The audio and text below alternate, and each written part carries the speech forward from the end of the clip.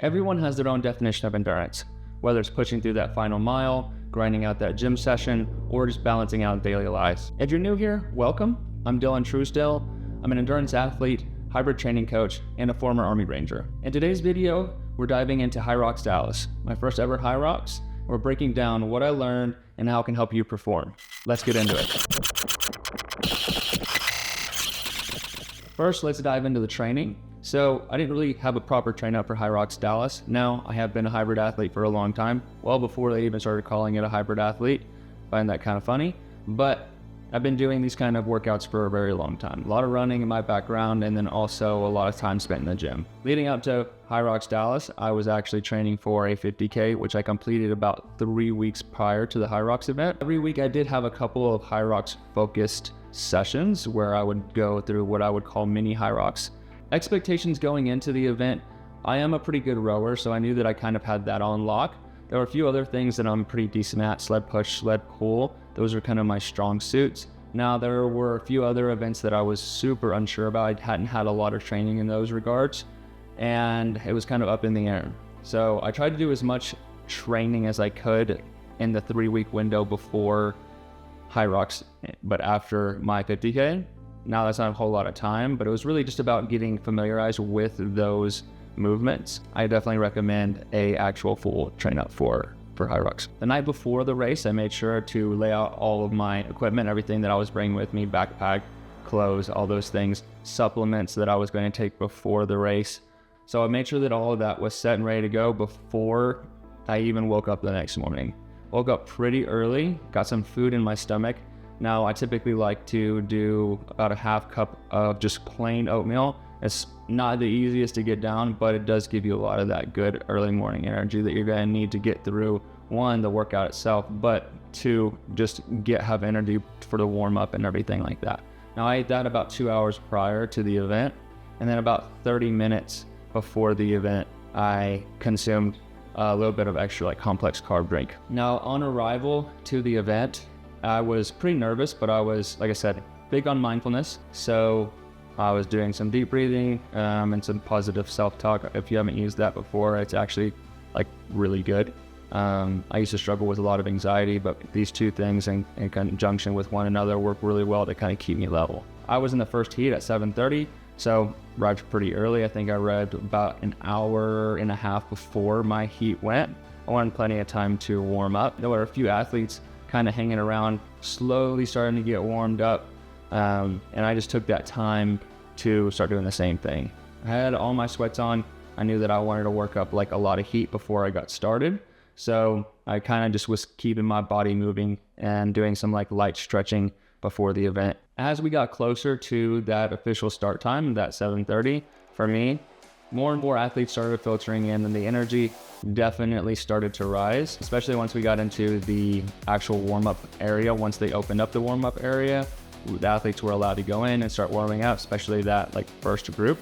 And music was on, everyone had a lot of energy. I think a lot of us athletes were still kind of more mellow, trying to hold things together a little bit, but the event itself already started off pretty hype, and it was only about 7 o'clock. So it definitely comes with a ton of energy, which I really liked. That started to get me more in that mode of yeah, let's go and let's get after it. So I really appreciated that. Okay, so if you're new to HYROX and you're unfamiliar with the events, or you're a little bit hazy on them, basically you have a 1 kilometer run that is immediately followed up by a functional movement, and you do that 8 times. So the 8 workouts are ski erg, sled push, sled pull, burpee broad jump, row, farmer's carry, sandbag lunges, and the dreaded wall balls. For me, the ski erg, I did kind of take a little bit of a backseat, and I do regret that now. I wish I would have pushed a lot harder on the ski erg, even though my time wasn't terrible there in that station. I think I really could have made a little bit more ground there. Now, as a runner, I felt pretty confident in my running ability. I thought that I could make up a lot of ground in that regard, but I probably started off a little bit too slow. Big mistake that I made was I did not start my watch. I wanted less things to focus on, so I was I'll wear my watch, I'll track what I'm doing, but I'm not going to put a timer on. I'm not going to track my kilometers or my pace essentially. I really regret doing that. I will be doing that on the next HYROX, so keep that in mind. The burpee broad jumps, let's talk about those. That was brutal. That was my hardest event, and that's where I lost a lot of time essentially, and I really dropped in the rankings.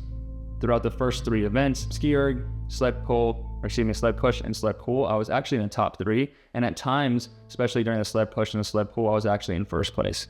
So it was pretty exciting to hear my name being called over the intercom. That was, definitely a lot of hype there. And I could have maintained that top 3 really well, and if I had been more efficient in the burpees. That's one area that I really need to focus on and get better. But other than that, I was pretty efficient in all the events. There was just a couple standout events like the sled push, sled pull, where I did really well. Another really hard event for me, I'm blind in my right eye. Well, I actually don't even have a right eye. It's a fake one in there. So depth perception is really bad.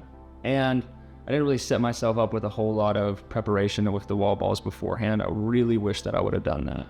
That would have been really helpful. And for sure, for this next HYROX, I will be spending a ton of time doing wall balls, because hitting that target is going to be key, and not throwing it over the target like I did a couple of times, or not missing a target like I did a couple of times, is going to vastly improve my time. And also being able to count. I was so mentally hazy at that time that I was having a really hard time keeping track. Now there are someone to keeping track for you, but it's good to also know how many you are on. Even with the hiccups that I had throughout the race, I did still finish 12th overall, which I thought was a really big win, especially coming right off of that 50K race about 3 weeks before. Now I finished with a 106.21, I believe. I had to double check on that.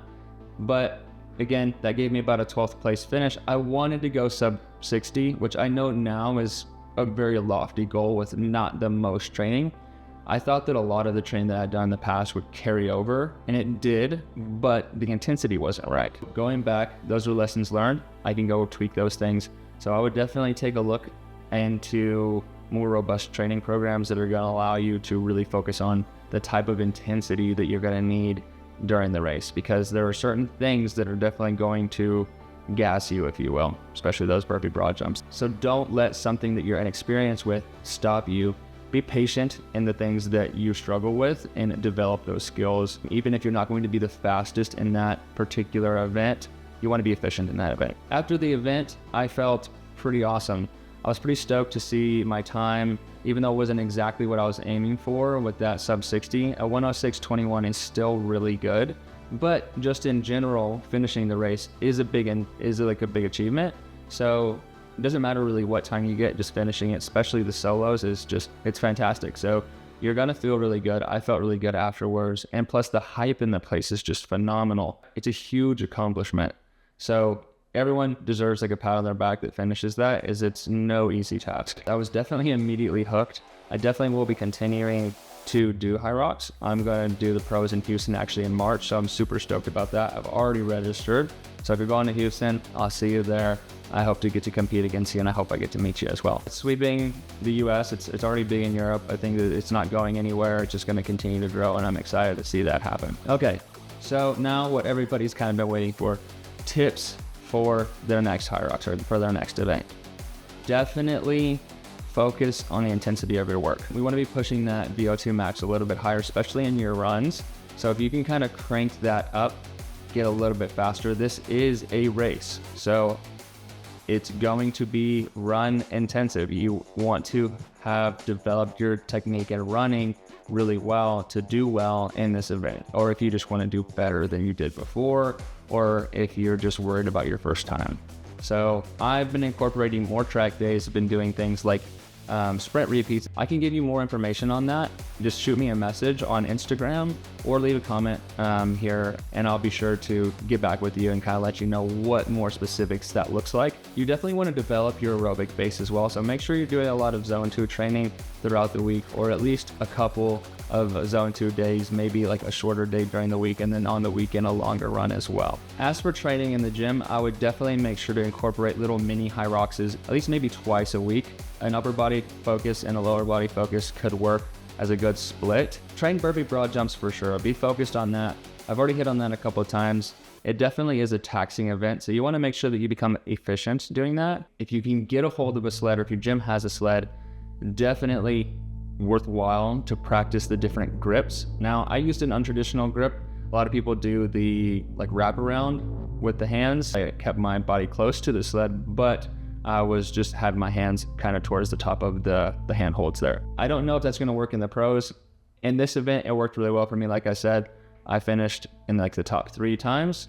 So that was helpful, but I don't know if that's going to translate into the pros. I'm going to practice for sure doing the other kind of grip as well. Sled pulls are also a big one. If you do have a rope, I would definitely practice pulling the sled, and I wouldn't just manhandle pulling on that rope. I would actually practice the technique that a lot of the pros use, where they actually take the slack out of the rope and then they walk backwards and then coil the rope in a nice even way. That way they're not tripping over it. I didn't necessarily trip over my rope too much, but it did get in my way a couple times, and I was using about a half and half strategy where I was taking the slack out and then walking back, and then I was pulling it a little bit. I don't recommend that. I think that I could do better if I just took a little bit more time and then walked the sled back whenever I was doing the pulls.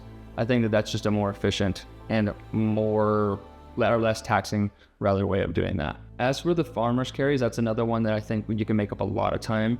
Run, don't walk. Try to do it unbroken. I did it unbroken, and I think that was extremely helpful. Focus on, during your training, carrying kettlebells that are actually heavier than what you're going to be carrying in the race. That's what I did, and it was super helpful. I would walk with the kettlebells in training, but whenever I was in the race, I actually ran with the kettlebells because they were quite light compared to what I had been training with, and I just completely demolished that event, and it caught me back up to quite a few people. Another big thing to remember is that the time per functional event is actually starts calculating once you cross into that zone. So if you're reading on the monitor that you're rowing at, let's say, a 350 pace, you got to calculate also the time it took you to get to the rower and the time that it's going to take you to leave that station as well. All that stuff adds up. That rock zone time can be kind of detrimental to you if you aren't paying attention to it, if you're not hustling through the rock zone, because it will add up and it will add to your time. Another major tip: stay hydrated. Make sure you hydrate before the race. Like, start hydrating the day before, 2 days before. You're going to have to use the bathroom a lot, but just own it. Just drink as much water and as much electrolytes. However you hydrate best, do that a lot the days leading up to the race, because if you want to be efficient, you're probably not going to be drinking much water. Now, if you're a little bit more casual of a competitor, you can stop at the little aid stations that they have. Take a swig of water. There's going to be plenty of water there.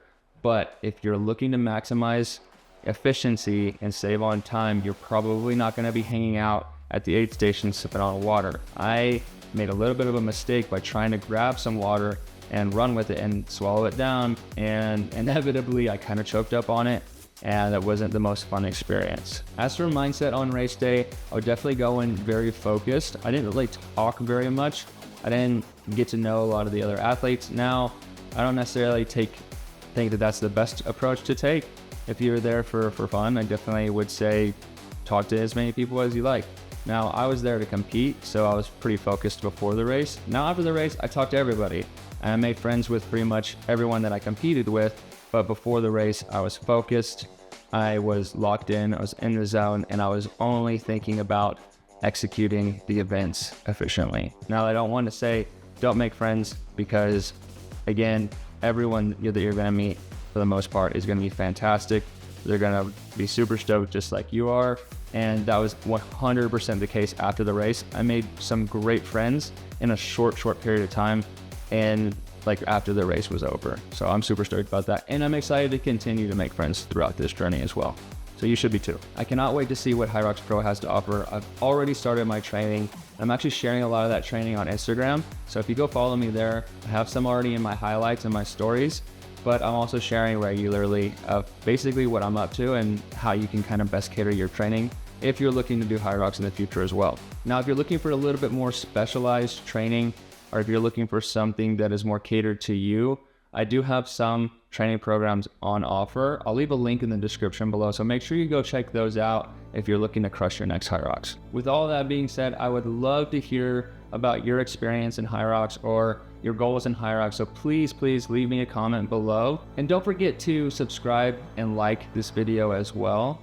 I will be sharing more content like this. I'll be sharing about HYROX, endurance training, hybrid coaching, and anything in the fitness world that you can think of. And if you have someone in mind that is interested in HYROX, please share this with them as well. It can go a long way. I want to reach as many people as possible and then get the word out and get people interested in HYROX and just endurance training or hybrid training in general. All right, guys, thanks a lot. Signing off.